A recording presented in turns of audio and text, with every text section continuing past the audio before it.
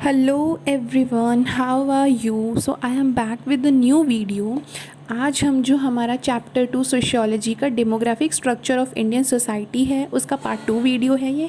इसमें हम theory of demographic transition पढ़ेंगे और जो ये क्वेश्चन है ये बहुत इंपॉर्टेंट है। बोर्ड एग्जाम्स में भी काफ़ी बार ये क्वेश्चन पूछा गया है, 5 मार्क्स में आता है ये क्वेश्चन। तो डेमोग्राफिक ट्रांजिशन है क्या? इसमें यूजुअली हम बर्थ रेट, डेथ रेट और टोटल पॉपुलेशन किस कंट्री की कितनी है उसके बारे में पढ़ेंगे। तो चलिए देखते हैं बुक में से। Theory of demographic transition theory of demographic transition भी 5 मार्क्स की ही एक थ्योरी आती है, तो ये भी इम्पॉर्टेंट है, बट ज़्यादा इम्पॉर्टेंट माल्थूसियन थ्योरी थी जो हमने पिछली वीडियो में करी थी। थ्योरी ऑफ डेमोग्राफिक ट्रांजिशन क्या है कि जो पॉपुलेशन है वो अब अंडर डेवलप्ड से डेवलप्ड कंट्रीज़ की तरफ मूव हो रही है। अब इसमें 3 स्टेजेस के बारे में बताया गया है, primitive stage, second stage and third stage. Primitive stage में सारी अंडर डेवलप्ड कंट्रीज़ आती हैं जैसे कि अफ्रीका हो गई। सेकंड वाली में डेवलपिंग कंट्रीज़ आती हैं जैसे हमारा इंडिया हो गया और पाकिस्तान हो गया। ये एक स्टेज ऑफ ट्रांजिशन है क्योंकि ये कंट्रीज़ अंडर डेवलप्ड से डेवलप्ड स्टेज की तरफ मूव करती हैं, जो ये डेवलपिंग कंट्रीज़ हैं। थर्ड स्टेज होती है हमारी डेवलप्ड कंट्रीज़, जिसमें इसमें डेवलप्ड कंट्रीज़ आती हैं जो कि डेवलप हो चुकी हैं, जैसे यूएसए, यूके, चाइना भी डेवलप्ड कंट्री बन चुकी है। तो थर्ड स्टेज में हमारी ये आती है। तो सबसे पहले हम पढ़ते हैं अंडर डेवलप्ड कंट्रीज़ के बारे में, जो कि हमारी स्टेज 1 है। अंडर डेवलप्ड कंट्रीज़ में बर्थ रेट बहुत ज़्यादा होता है क्योंकि लोगों को ये नहीं पता होता कि छोटी फैमिलीज़ की एडवांटेजेस क्या हैं, क्योंकि उसमें लोग एजुकेटेड नहीं होते। तो अंडर डेवलप्ड कंट्रीज़ में बर्थ रेट बहुत ज़्यादा रहता है और डेथ रेट भी ज़्यादा रहता है क्योंकि हेल्थ और मेडिकल फैसिलिटीज़ ज़्यादातर अवेलेबल नहीं रहती वहाँ पे, इसीलिए पॉपुलेशन लो होती है उसमें। तो जो यहाँ का बर्थ रेट है वो भी हाई होता है और डेथ रेट जो है वो भी हाई होता है यहाँ का, ठीक है। नेक्स्ट आ जाती है हमारी developing countries, stage 2। Developing countries में जो बर्थ रेट है वो हाई रहता है क्योंकि डेवलपिंग कंट्रीज़ ज़्यादातर पेट्रियारिकल सोसाइटी होती है यहाँ पे। अब हम इंडिया का ही एग्जांपल ले ले तो इंडिया में पेट्रियारिकल सोसाइटीज़ ज़्यादा हैं जहाँ पे मेन जो है, मेल ज़्यादा डोमिनेटेड होता है।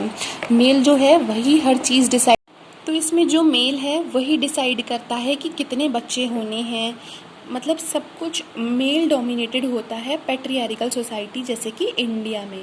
इलिटरेसी बहुत ज़्यादा है यहाँ पे एंड पीपल भी इग्नोरेंट होते हैं।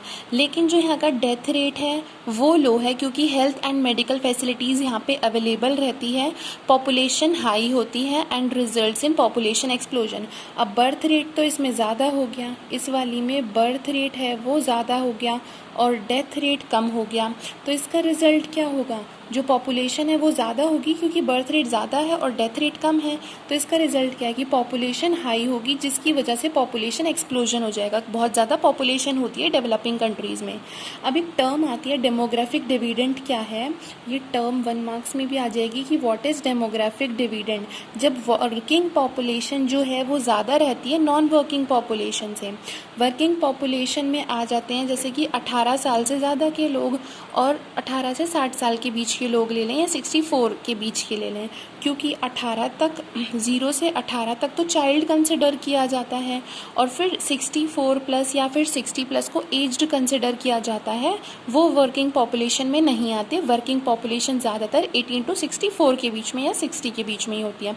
तो डेमोग्राफिक डिविडेंड जब वर्किंग पॉपुलेशन बढ़ती है और नॉन वर्किंग पॉपुलेशन कम होती है, और पॉपुलेशन एक्सप्लोजन जब बर्थ रेट ज़्यादा होता है एंड डेथ रेट कम होता है। ज़्यादातर ये डेवलपिंग कंट्रीज़ में ही होती है, ज़्यादातर क्या डेवलपिंग कंट्रीज़ में ही होती है ये चीज़। नेक्स्ट आ जाती है हमारी थर्ड स्टेज, डेवलप्ड कंट्रीज़ क्या होती हैं।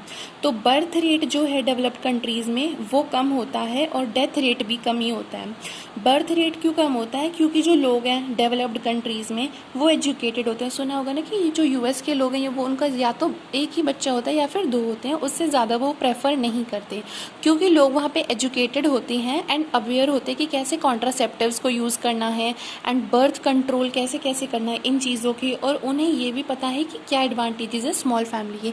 कम बच्चे होंगे, 1 या 2 बच्चे होंगे तो हम ज़्यादा उनको मतलब उनकी पढ़ाई लिखाई पर ज़्यादा ध्यान देंगे, इन सब चीज़ों में ज़्यादा ध्यान देंगे अगर कम ही रहेंगे तो। डेथ रेट क्यों कम है? क्योंकि हेल्थ एंड मेडिकल फैसिलिटीज़ बहुत ज़्यादा अवेलेबल है वहाँ पे, तो पॉपुलेशन जो है वहाँ की कमी होती है, क्योंकि बर्थ रेट जो है यहाँ का वो भी कम है, डेथ रेट है वो भी कम है, तो इसका रिजल्ट क्या होगा? जो पॉपुलेशन होगी वो भी कम ही होगी। फिर आता है पॉपुलेशन एक्सप्लोजन क्या है? जब बर्थ रेट कंट्री का ज़्यादा होता है और डेथ रेट कम होता है because of availability of health and medical facilities, उसको हम पॉपुलेशन एक्सप्लोजन कहते हैं कि एकदम से एक्सप्लोड होना पॉपुलेशन को, बर्थ रेट ज़्यादा हो जाता है, देयरफॉर पॉपुलेशन इज़ एक्सप्लोडिंग या फिर इंक्रीजिंग। तो पॉपुलेशन एक्सप्लोजन किस में होता है? डेवलपिंग कंट्रीज़ में, क्योंकि यहाँ बर्थ रेट ज़्यादा होता है, डेथ रेट कम होता है। अंडर डेवलप्ड में बर्थ रेट भी ज़्यादा होता है, डेथ रेट भी ज़्यादा ही होता है, और डेवलप्ड कंट्रीज़ में बर्थ रेट और डेथ रेट तीनों ही कम होते हैं। तो ये थी हमारी थ्योरी ऑफ डेमोग्राफिक ट्रांजिशन। उसके बाद हम कुछ कॉमन कॉन्सेप्ट्स ऑफ पॉपुलेशन पढ़ेंगे, जिसमें हमको कुछ टर्म्स दी गई हैं पार्ट 3 वीडियो में। If you like the video, so please hit the like button. Thank you, have a nice day and subscribe the channel.